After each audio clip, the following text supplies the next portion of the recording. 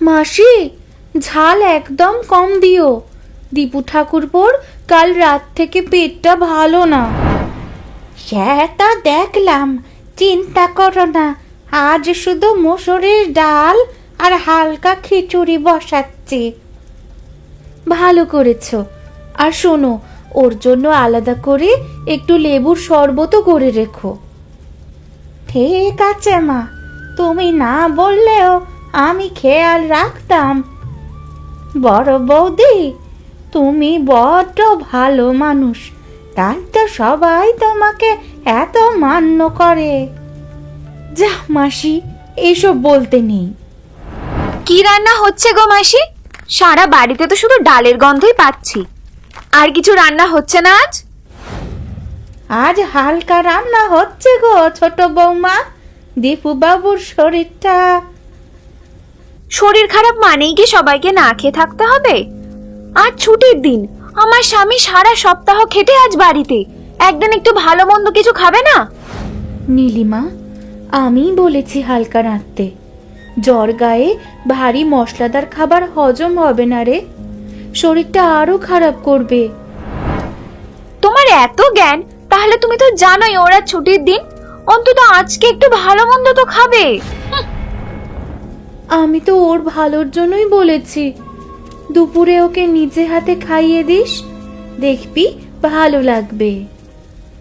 কিছু মনে করো না মা, মেয়েটার মনটা আসলে খারাপ না, শুধু একটু অভিমানী।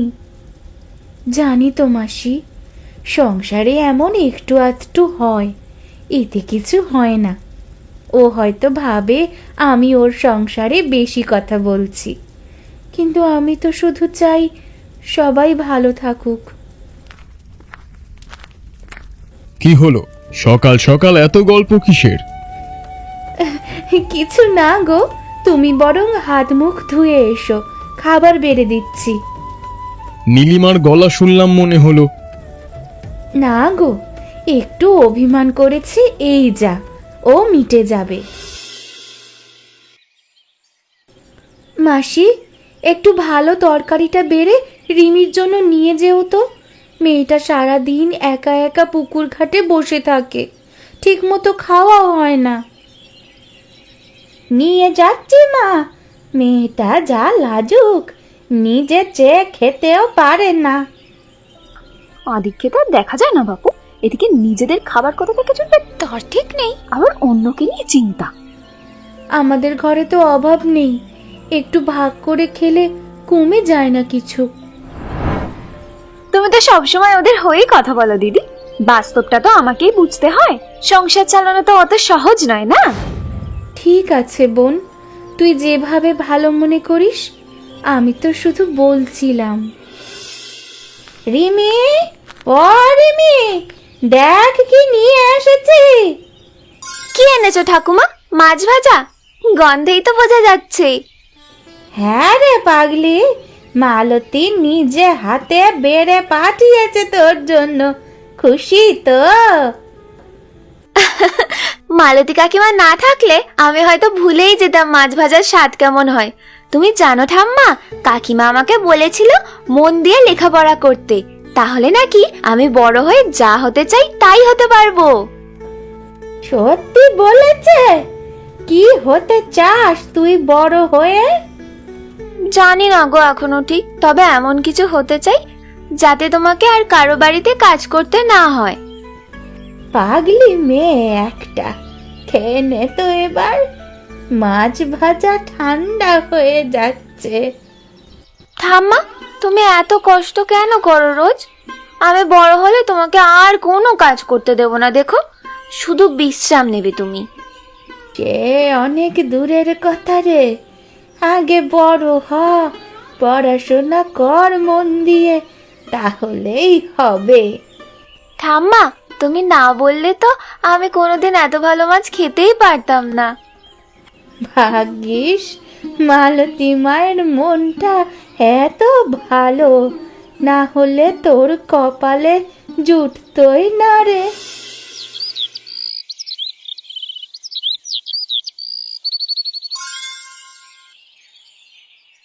দিদি, একটা কথা বলবো, ওদেরকে রোজ রোজ খাবার দেওয়ার কি দরকার আছে বলো তো? আমাদের তো আর জমিদারি নেই, নিজের কথাটাও তো ভাবতে হবে নাকি? একটা ছোট্ট মেয়েকে দুমুঠো ভাত দিলে আমাদের কি কমে যায় বলতো? আমাদের তো ভালোই চলছে, তেমন অভাব তো আর নেই আমাদের। অভাব নেই বলেই তো বড় বড় কথা বলছো। আমার স্বামী নিজের বেতন থেকে মাসিকে টাকা দেয়, তোমার স্বামী তো এই সংসারে নামমাত্র চাষবাসের টাকাটা আনে। নীলিমা, টাকার হিসেব দিয়ে তো আর ভালোবাসা মাপা যায় না। রতন যা আনে তাতেই আমরা সন্তুষ্ট। সন্তুষ্ট থাকা সহজ যখন অন্যের রোজগারে ঘর চলে। রতনদা, শুনলাম নাকি বাড়িতে বউদের মধ্যে একটু ঝামেলা চলছে। আরে ধুর, এসব তো সংসারের ছোটখাটো ব্যাপার। দুটো মেয়ে একসাথে থাকলে একটু আধটু মতভেদ হবেই, মিটে যাবে। তুমি তো সব সময় শান্ত থাকো ভাই। কই, আমি হলে তো এতক্ষণে চুপ থাকতে পারতাম না। ধৈর্য হারা হলে কি সমাধান হয় গোপাল? মাথা ঠান্ডা রাখলেই রাস্তা বেরোয়। আমি বাবার কাছ থেকে এটাই শিখেছি। তোমার মতো মানুষ তো কম দেখা যায় রতনদা। দীপু কেমন আছে? সে তো ব্যস্ত থাকে রে, চাকরি বলে কথা। আসুক, দেখা হবে। ভাবছিলাম কি রতনদা, তোমার তো নিজের একটা ব্যবসা করা উচিত। শুধু চাষ করে কতদিন চলবে? তুই কি বলছিস গোপাল? একটা হোটেল দিলে কেমন হয় বলতো? রাস্তার ধারে আমাদের একটা জমি খালি পড়ে আছে। দারুণ আইডিয়া রতনদা। আমি তো বলি এক্ষুনি শুরু করে দাও, দেরি করলে সুযোগ হাতছাড়া হয়ে যাবে। তোমার কাছ থেকে শেখার আছে অনেক কিছু ভাই। চলো, এক কাপ চা খাইয়ে দিয়ে আছে আমাদের দোকানে। আরেকদিন খাবো রে, আজ মাঠে কাজ বাকি আছে অনেক।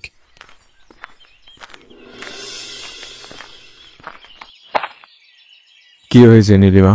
মুখটা এমন শুকনো কেন? শরীর খারাপ নাকি? এই সংসারে আমার কোনো কথারই কোনো দাম নেই গো। বড় বৌদি যা বলে তাই হয়, আর আমার কথা কেউ শোনে না। আহা, কি হয়েছে খুলে বলো তো। আমি তো খারাপ কিছু বলিনি, শুধু অযথা খরচ করতে নিষেধ করেছি, এই আমার দোষ। তুমি তো ভালোই কথা বলেছো, এখানে তো তোমার কোনো দোষ নেই। কিন্তু দাদা তো কিছুই বলে না, চুপচাপ সব সহ্য করে। আমার মনে হয় আমাদের কথার কোনো দামই নেই এই বাড়িতে। ঠিক আছে, আমি দেখছি বিষয়টা।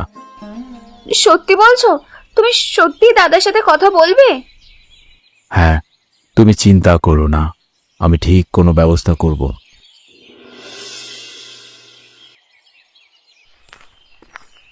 কি রে দীপু, আয় ভেতরে আয়। দাদা, অনেক দিন ধরে ভাবছিলাম একটা কথা বলবো, আজ বলেই ফেলি। আমার মনে হয় এবার সংসারটা আলাদা করে নেওয়া ভালো। তুই তোরটা দেখে নে, আমি আমারটা দেখে নেব।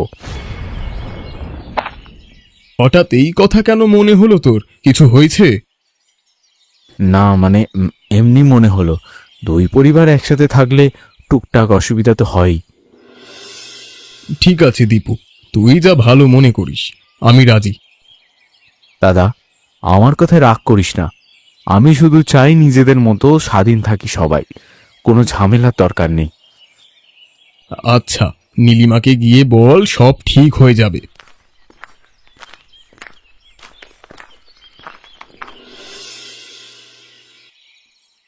দাদা, এই জমিটা আমার ভাগে পড়েছে। আমি তো শহরেই থাকবো, এখানে জমি রেখে লাভ নেই, বিক্রি করে দেবো ভাবছি। বিক্রি করবি? কাকে? বাইরের কারো হাতে চলে যাবে এই জমি? যে কেউ কিনতে চাইলে বেচে দেবো। শহরে থাকতে হলে প্রথমে কিছু টাকা তো লাগবেই, যেমন বাড়ি ভাড়া, বাচ্চাদের স্কুল, খরচ তো কম না।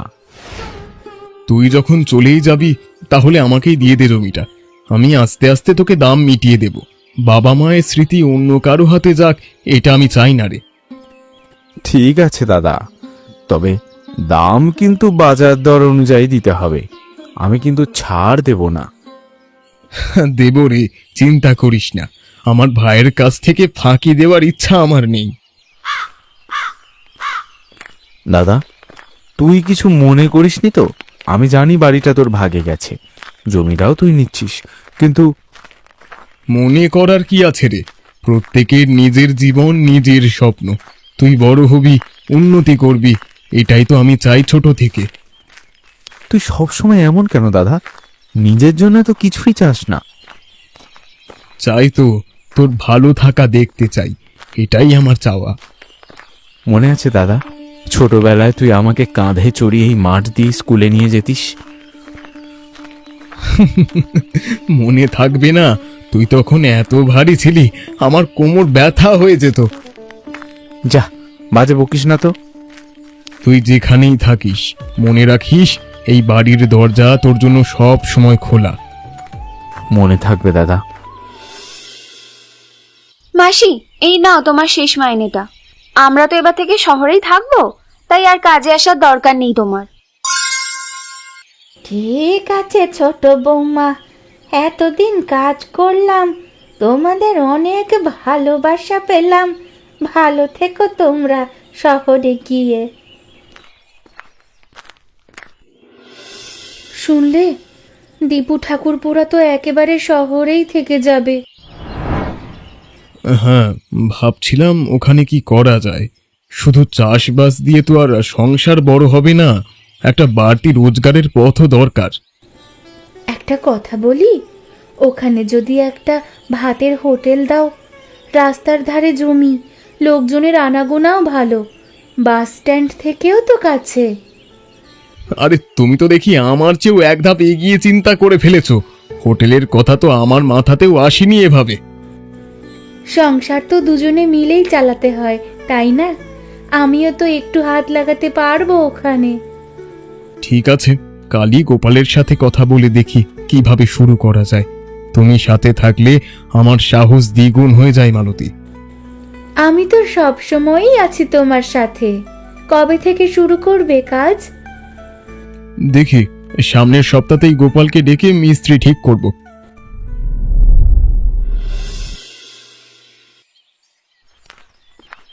নীলিমা, নীলিমা কোথায় তুমি? বড় খবর আছে।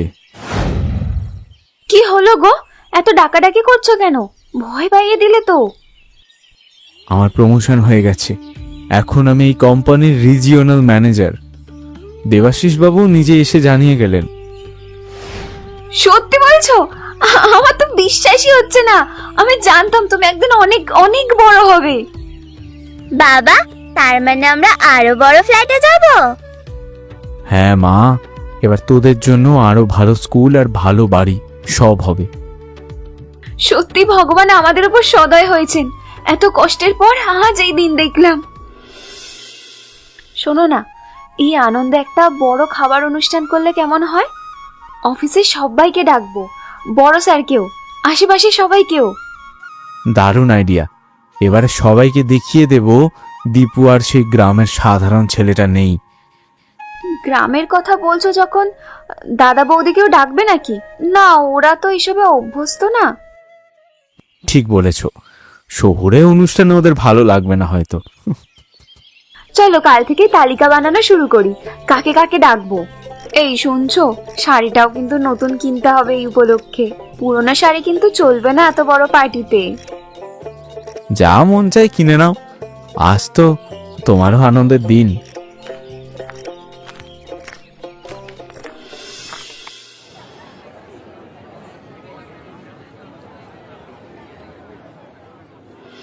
আজ তো খুব ভিড় হয়েছে, এই মাসে বেশ ভালোই বিক্রি হচ্ছে। বড় বৌদি, একটু কথা ছিল, যদি সময় হয়। আরে মাসি, এত দিন পর, ভেতরে এসো, বসো তো আগে। রিমিও তো এত বড় হয়ে গেছে।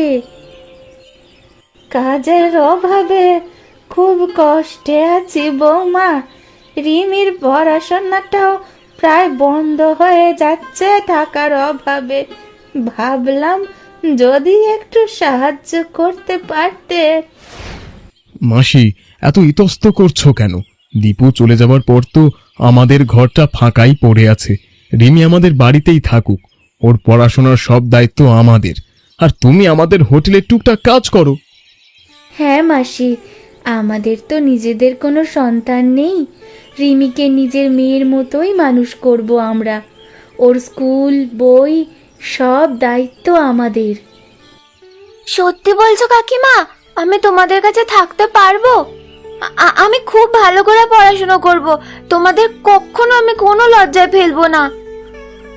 শুধু থাকবি না রে পাগলি, আজ থেকে তুই আমাদের মেয়ে। আর লজ্জার কি আছে, তুই তো আমাদেরই একজন।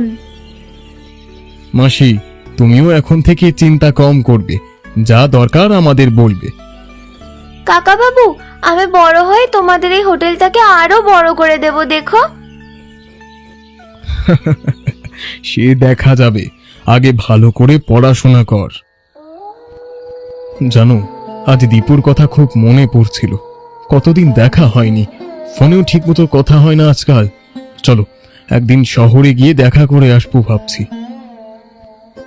আমি যাব না গো, বাসে চাপলেই আমার গা গোলায়।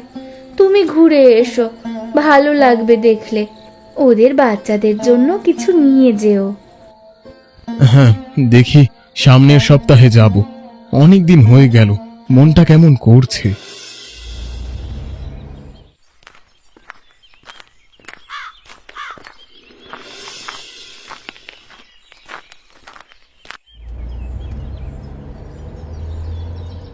এই যে দাদা, আপনি কাকে চান? এটা তো প্রাইভেট পার্টি, নিমন্ত্রণ কার্ড আছে আপনার কাছে? না মানে, আমি দীপুর, না থাক, লাগবে না। আমি ভুল করে চলে এসেছি বোধহয়। ঠিক আছে দাদা, একটু সরে দাঁড়ান, তাহলে গাড়ি ঢুকবে। এত বড় জায়গায় গিয়ে যদি আমি ওর সাথে কথা বলতে যাই, লোকে কি বলবে? গ্রামের মানুষ, সাদা সিধে পোশাক, ওর সম্মান কমে যেতে পারে সবার সামনে। ও তো অনেক বড় হয়ে গেছে। থাক, আজ বরং দূর থেকেই দেখে যাই।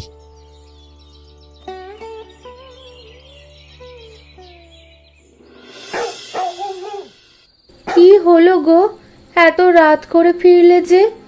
দেখা হলো দীপুর সাথে? না গো, অনেক বড় জায়গায় পৌঁছে গেছে। অনেক বড় বড় মানুষজন ছিল ওখানে।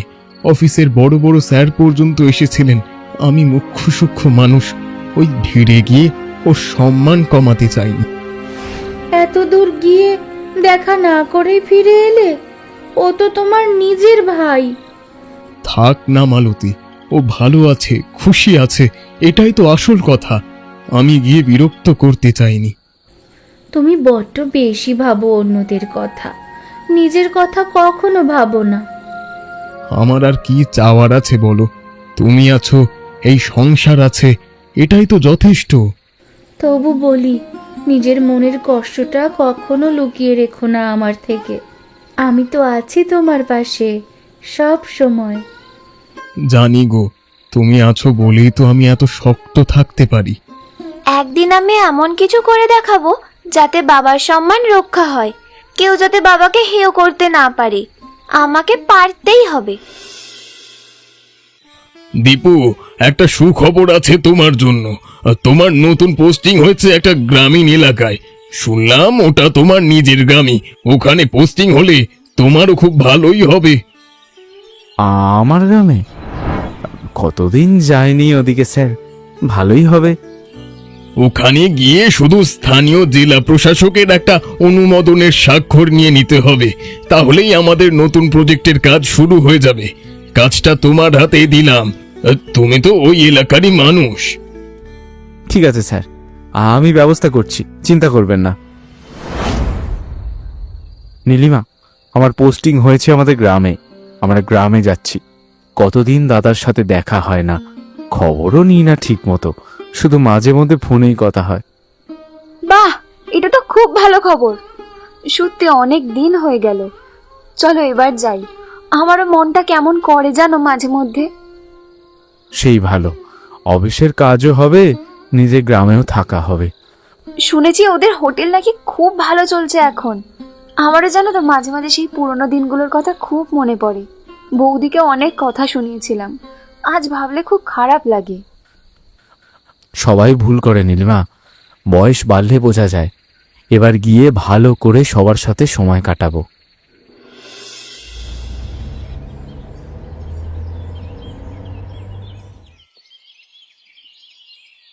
আমরা বরং একটু অপেক্ষা করি, জেলা প্রশাসক ডাকলে ভেতরে যাব। হ্যাঁ, সেটাই ভালো হবে।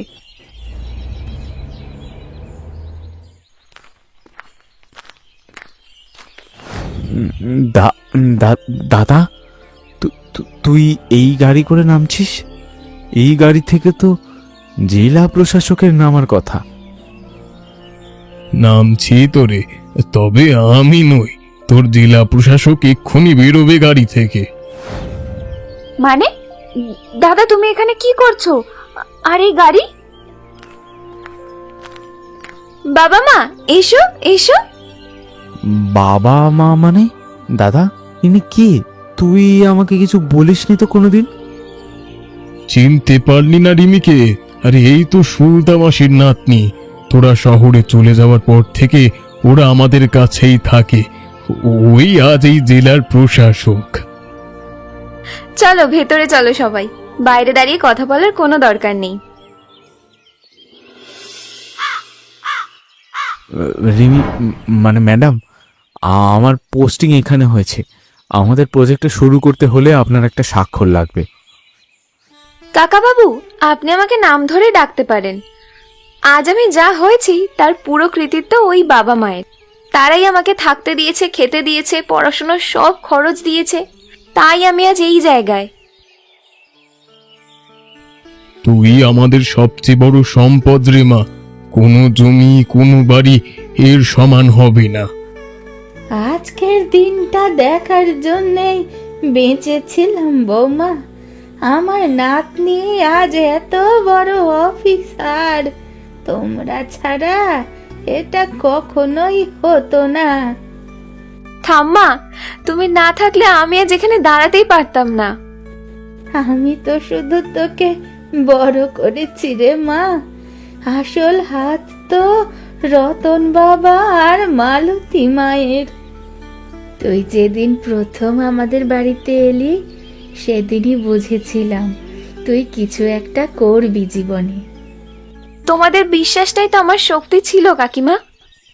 হয়েছে মাসি, এখন বাদ দাও এসব কথা। দাদা এখন থেকে গ্রামেই থাকবো। আজ থেকে আর কোনো দূরত্ব থাকবে না আমাদের মধ্যে। আরে আয় না, সব সময় দরজা খোলা তোদের জন্য। এবার থেকে আমিও রিমিকে নিজের মেয়ের মতোই দেখবো দাদা, কথা দিলাম। কাকিমা, এত আনুষ্ঠানিকতার কোনো দরকার নেই। ভগবান সবার মঙ্গল করুন। আজ থেকে আবার আমরা সবাই এক পরিবার। হ্যাঁ মাসি, এই তো আসল প্রাপ্তি জীবনের। টাকা পয়সা জমি জমা সব আসে যায়, কিন্তু সুসম্পর্ক আর মিলেমিশে একসাথে থাকাটাই আসল।